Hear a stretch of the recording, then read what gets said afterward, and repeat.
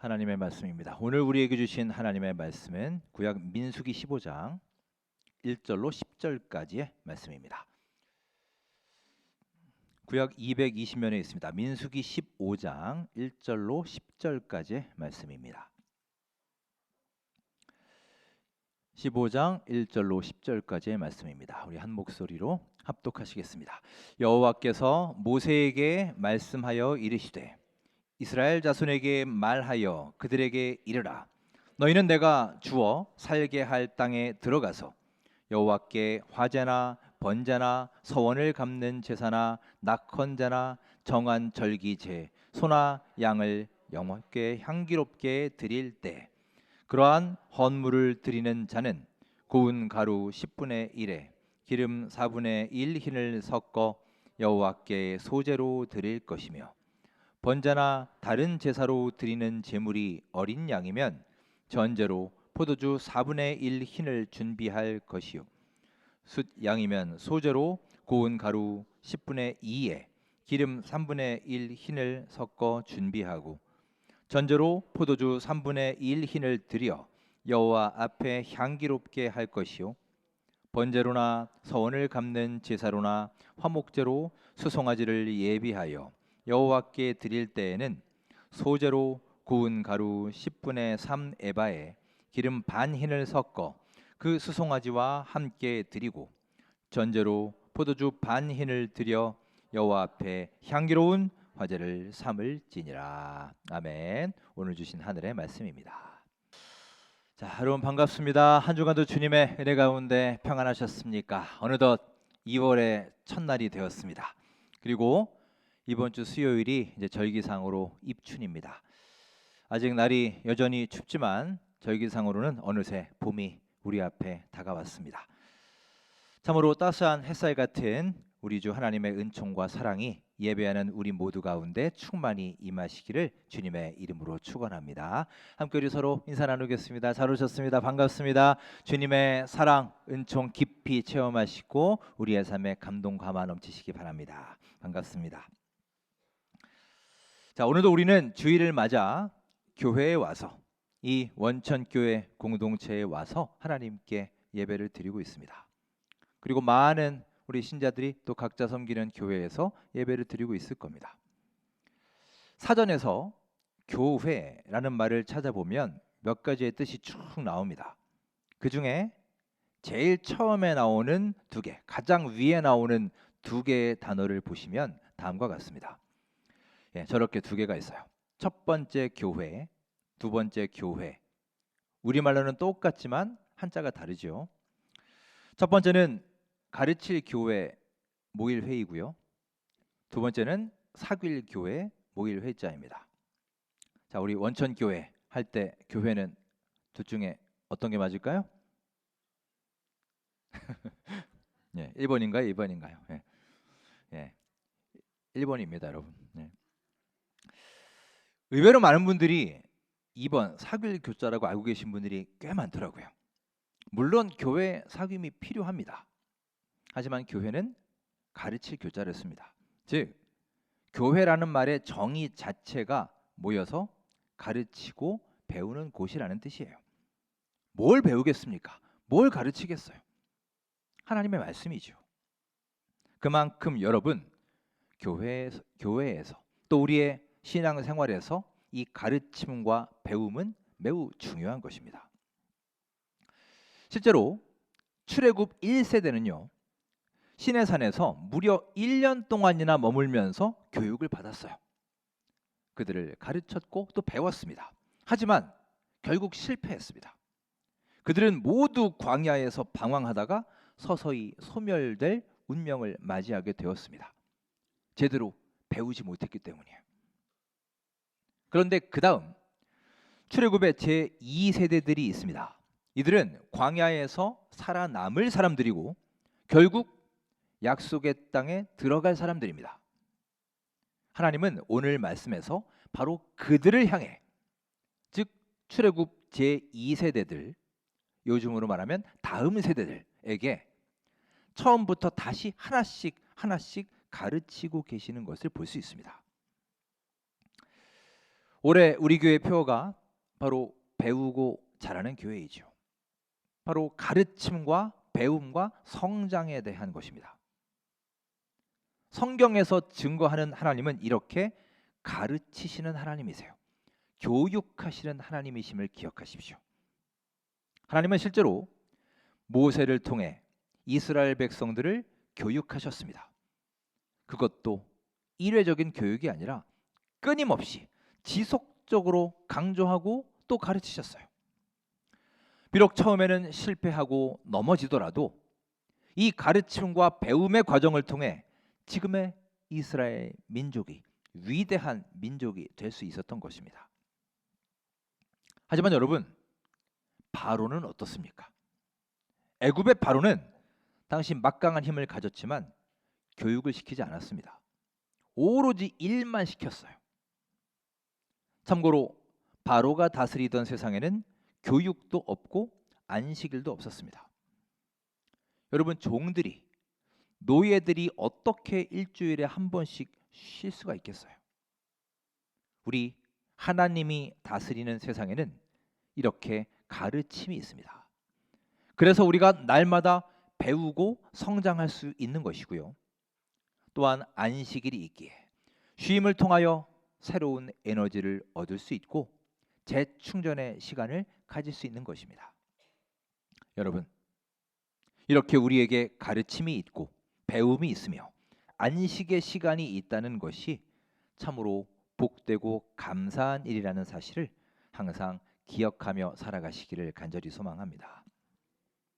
이렇게 우리 하나님은요, 가르치시는 하나님이십니다. 자, 그러면 좀 더 구체적으로 무엇을 가르치셨는지 함께 나누어 보겠습니다.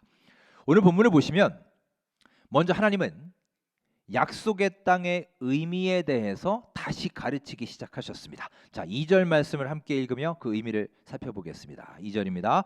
이스라엘 자손에게 말하여 그들에게 이르라. 너희는 내가 주어 살게 할 땅에 들어가서. 아멘. 자, 저 말씀을 잘 보십시오. 내가 주어 살게 할 땅이라고 말씀하십니다.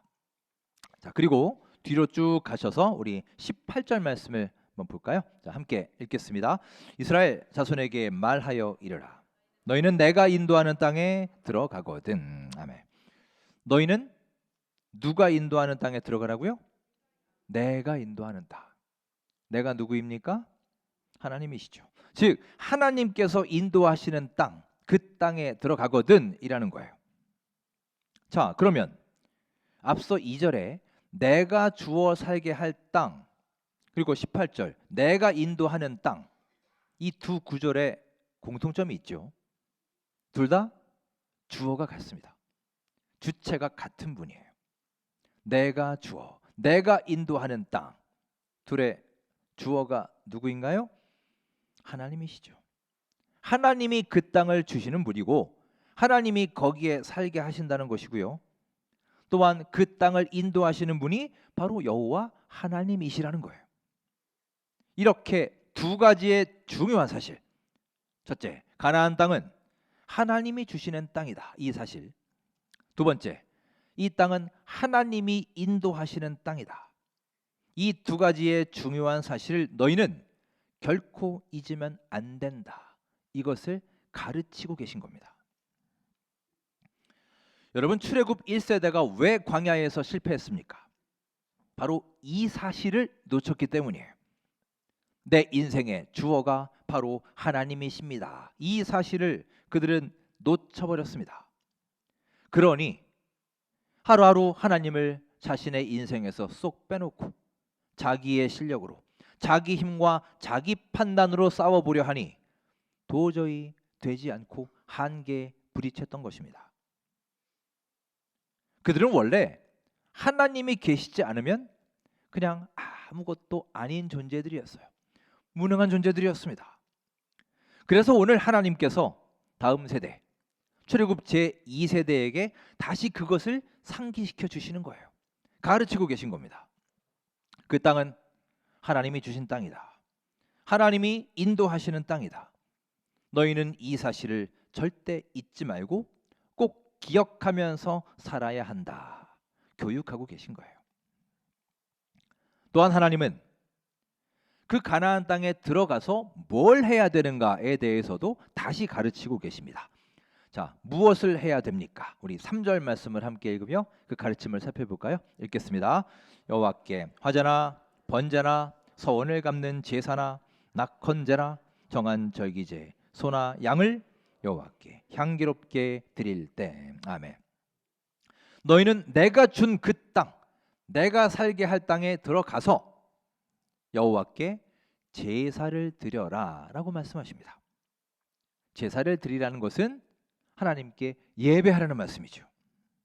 구체적으로 화제나 번제나 서원을 갚는 제사나 이렇게 시작을 해서 무려 31절까지 예배에 대해 쭉 강조하면서 가르치고 계십니다. 자, 지금 그들에게 가르쳐야 될 것이 엄청나게 많을 텐데, 한두 가지가 아닐 텐데, 하나님은 그 중에 가장 먼저 예배부터 다시 가르쳐 주신 거예요. 이것이 무슨 뜻이겠습니까? 이 수많은 것들 중에 가장 중요하고 가장 근본적인 것이 예배다. 나 여호와 하나님을 예배하는 것이다. 이 말씀 아니겠습니까? 여러분 기억하십시오. 하나님이 이들을 왜 출애굽시키셨느냐? 왜 그들을 구원하셔서 가나안 땅으로 인도하시느냐? 예배하는 공동체로 만들기 위해서인 것입니다. 그게 바로 하나님의 뜻이었어요. 출애굽할 당시에 하나님은 모세를 통해서 바로에게 말하라고 말씀하셨죠. 뭐라고 말하라 하셨느냐? 우리 여호와께 제사를 드리러 간다. 그러니 우리를 보내주시오 라고 말했습니다. 이것은 출애굽의 목적을 명확하게 보여주는 거예요. 출애굽을 하는 목적이 바로 예배에 있다는 것입니다.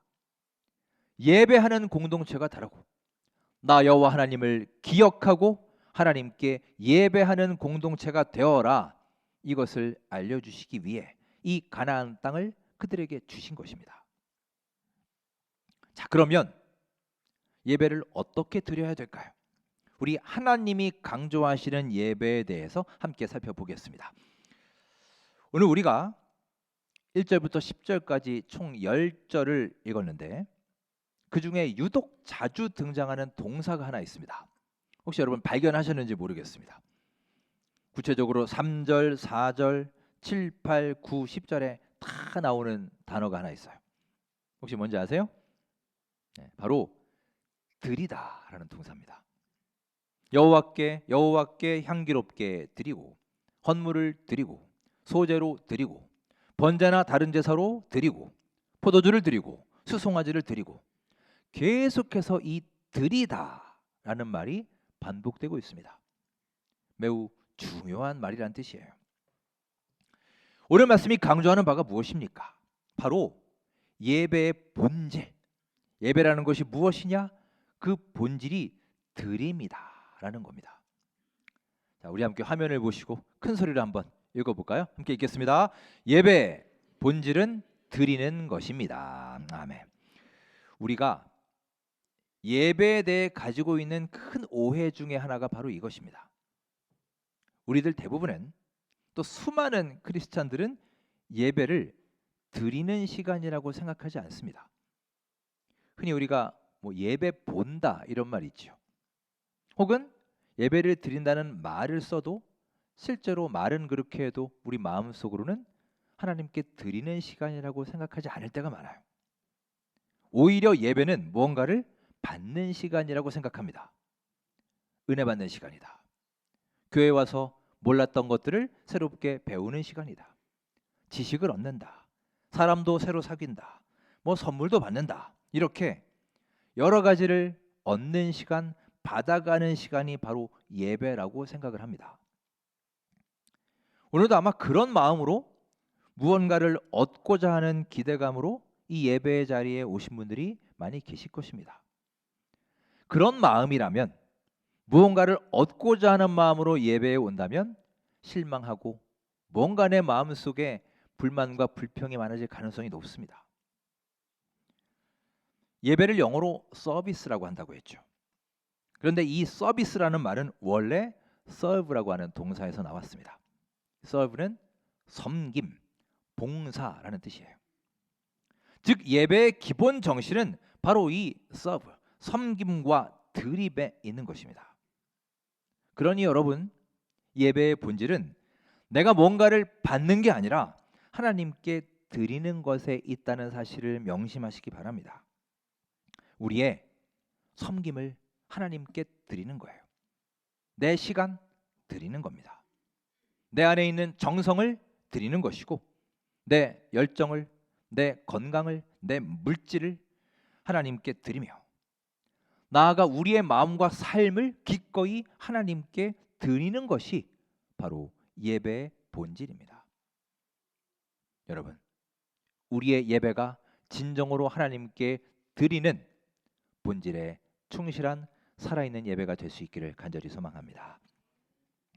오늘 말씀을 보시면 여러 종류의 제사들이 나오죠.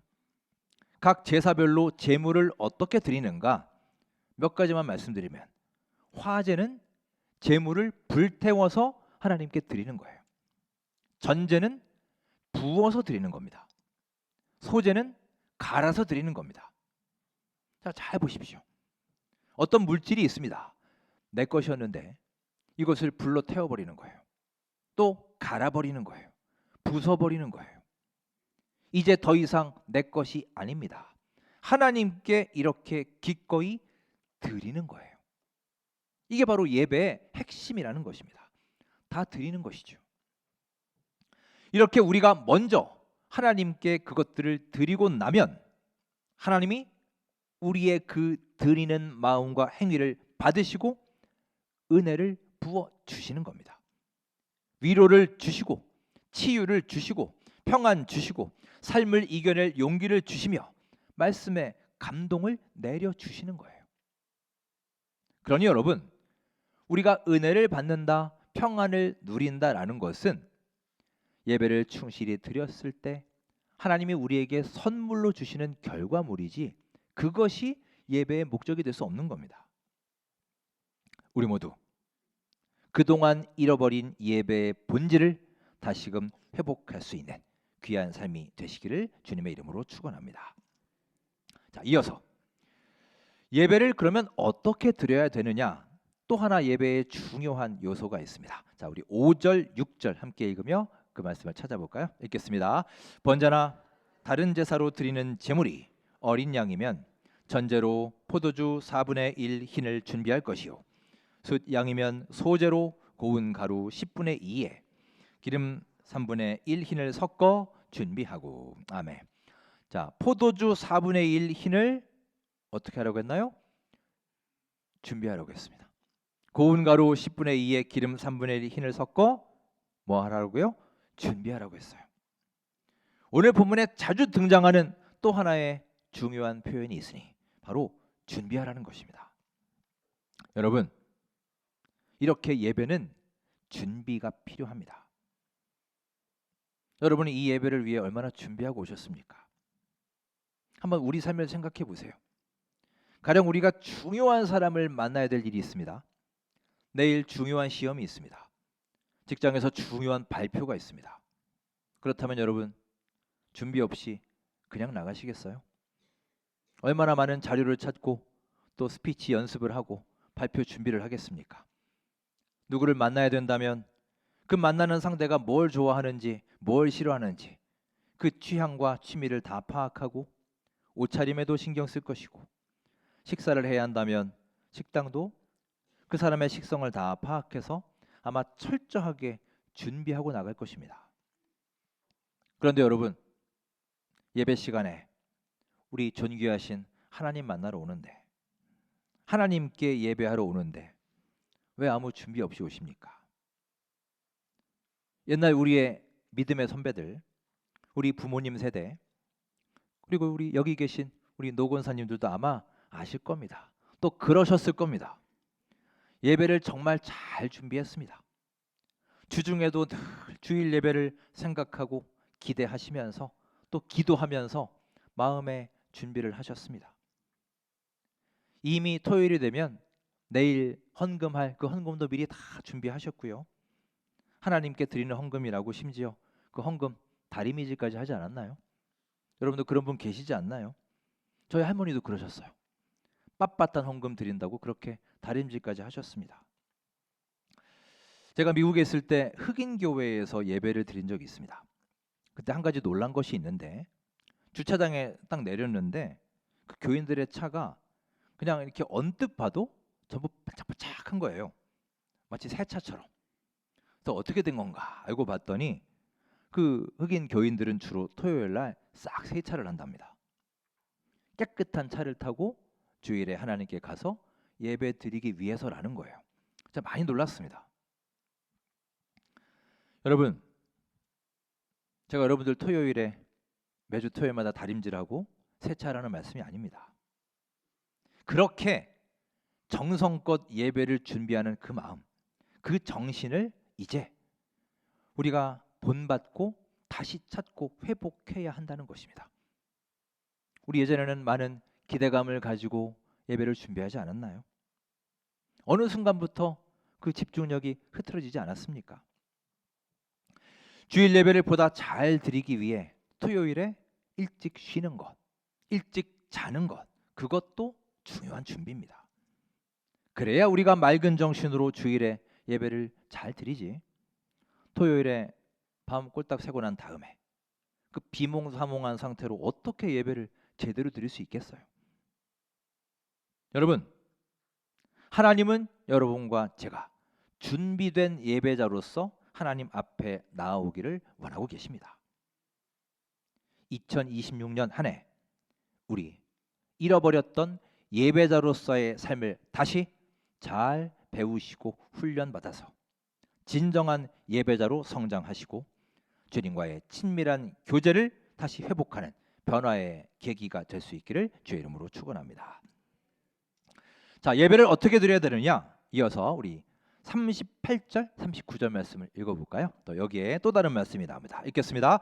이스라엘 자손에게 명령하여 대대로 그들의 옷단 귀에 술을 만들고 청색끈을 그 귀에 술에 더하라. 이 술은 너희가 보고 여호와의 모든 계명을 기억하여 준행하고 너희를 방종하게 하는 자신의 마음과 눈의 욕심을 따라 음행하지 않게 하기 위함이라. 아멘. 39절에 보시면 알 수 없는 말씀을 하십니다. 너희가 이 술을 보고 옷단의 술을 보고 여호와의 계명을 기억하며 준행하라 말씀하십니다. 자, 그림 보실까요? 저게 영어로 타슬이라고 하는데 저런 식으로 생겼습니다. 자, 그런데 도대체 저 술이 뭐길래 대대로 이 술을 만들라 그리고 청색끈을 더하라 말씀하시고 저 술을 보면서 하나님의 계명을 기억하게 한다라고 했을까요? 우리는 저것을 봐도 잘 이해가 되지 않죠. 또 별로 큰 감동이 없습니다. 하지만 여기에 놀라운 비밀이 있습니다. 미시나라고 하는 그 유대의 율법 해설서가 있어요. 쭉 이전부터 구전되어 오는 그 율법을 해설해 놓은 책인데 여기 보면 저 술을 만드는 제조법이 아주 자세하게 나옵니다. 저거를 그냥 대충 만드는 게 아니에요. 자, 간단히 설명하면 저 그림이 나오죠. 오른쪽 그림을 보시면 됩니다. 5개의 매듭을 지어라라고 해설서에 나와 있습니다. 매듭을 5개를 만들면 매듭과 매듭 사이에 4개의 마디가 생기겠죠. 이렇게 만들라는 거예요. 왜냐? 다 의미가 있습니다. 5개의 매듭은 모세 오경을 상징한다는 거예요. 모세 오경 아시나요? 네, 뭐죠? 창출레민신, 창세기, 출애굽기, 레위기, 민수기, 신명기, 모세 오경이죠. 그리고 4개의 마디는 야훼라고 하는 그 알파벳, 그 4글자가 있는데 그 각각의 알파벳이 하나씩 들어가도록 그 마디를 둔다는 겁니다. 그리고 이 마디를 실로 감는데 저기 오른쪽에 숫자가 나와 있죠. 거기도 법칙이 있어요. 첫 번째 마디와 두 번째 마디 사이에는 7번을 감고요. 두 번째와 세 번째 마디에는 8번을 감고 그 다음엔 11번, 마지막에 13번을 감습니다. 이 4개를 다 더하면 39예요. 암산을 잘 하시네요. 네. 나오나요 저기? 여러분 39 하면 뭐가 생각나세요? 구약 39권이 생각나지 않으시나요? 구약 성경 39권을 뜻하는 거예요. 그러니까 우리는 이해를 잘 못하지만 유대인들은 저 매듭 저걸 딱 수를 딱 보면 모세 오경이 생각나고 야훼가 떠오르고 구약 성경이 생각난다는 겁니다. 옷을 걸어 놓으면 옷단에 술이 눈에 띄겠죠. 그러면 그것을 보면서 하나님을 기억하고 하나님의 말씀을 기억하고 다시 떠올릴 수 있도록 그런 장치를 마련해 두어라, 이렇게 명령하신 것입니다. 여러분, 그러면 우리는 이 시대를 살아가는 우리는 어떻게 해야 될까요? 우리는 지금 옷에 저런 술들이 없지 않습니까? 여러분은 삶에서 수시로 하나님을 잊지 않고 떠올릴 수 있는 그런 나만의 장치가 있으신가요? 어쩌면 우리가 하루에 가장 많이 보는 것, 또 가장 나와 가까이 있는 것, 여러분은 무엇인가요? 네, 보통은 아마 핸드폰 아닐까요? 저도 이렇게 하루를 돌아보면 제 몸에 가장 오래 붙어 있는 게 핸드폰 같아요. 핸드폰 딱 열었을 때 하나님 말씀이 잘 보이고 은혜로운 찬양이 들리고 또 하나님을 다시 떠올릴 수 있도록 내가 받은 은혜를 감사하며 잊지 않을 수 있도록 그런 장치를 해둔다면 아마도 우리 하나님을 떠올리고 상기하는 데 도움이 되지 않겠습니까? 그리고 아마 여러분 각자 각별히 아끼는 물건들이 다 있을 겁니다. 자동차를 각별히 아끼고 사랑하시는 분도 있고 또 여러분들이 아끼는 어떤 악기 같은 것들이 있을 수 있겠죠. 어떤 책도 있을 수 있을 겁니다. 여러분, 그런 물건들에 정말로 옷단 술처럼 청색 끈처럼 하나님을 떠올릴 수 있고 하나님의 말씀을 느낄 수 있으며 순간순간 예배하는 삶을 잊어버리지 않도록 여러분만의 장치와 환경을 잘 세팅해 놓는 것 역시 매우 중요한 신자의 자세라 하겠습니다. 한번 나에게 그런 물건이 무엇이는지 돌아보시고 올 한 해 시도해 보십시오. 말씀을 정리하겠습니다. 하나님은 가르치시는 하나님입니다. 실패한 백성들을 바라보며 광야에서 처음부터 다시 교육하시고 계속해서 그들을 가르치셨습니다. 배움을 통해 성장시키셨습니다. 특별히 하나님은 약속의 땅의 의미를 가르치셨습니다. 이곳은 하나님이 주신 땅이다. 이 가나안은 하나님이 인도하실 땅이다라는 것을 알려주셨어요. 그 땅에서 무엇을 해야 하는가? 바로 예배 드려라. 예배 공동체가 되어라. 그것이 너희들의 의무이다 가르치셨습니다. 여러분, 예배의 본질은 드리는 것입니다. 예배는 무언가를 우리가 얻는 시간이 아니라 내 마음과 정성을 우리 주 하나님께 기꺼이 드리는 시간이에요. 따라서 우리는 예배를 위해 많은 정성과 준비를 갖추는 진정한 예배자가 되어야 할 것입니다. 마지막으로 옷단에 술을 달라 했습니다. 하나님을 잊어버리고 주님과 멀리하는 삶이 되지 않도록 항상 말씀을 떠올리고 가깝게 하고 기억하게 할 장치, 그 장치의 중요함을 잘 아시기 때문입니다. 이 시대에 옷단에 술을 달고 늘 주님을 상기하며 말씀을 사모하시고 그 말씀의 영향력 안에서 승리하며 살아가는 거룩한 주의 백성들이 되시기를 주님의 이름으로 축원합니다.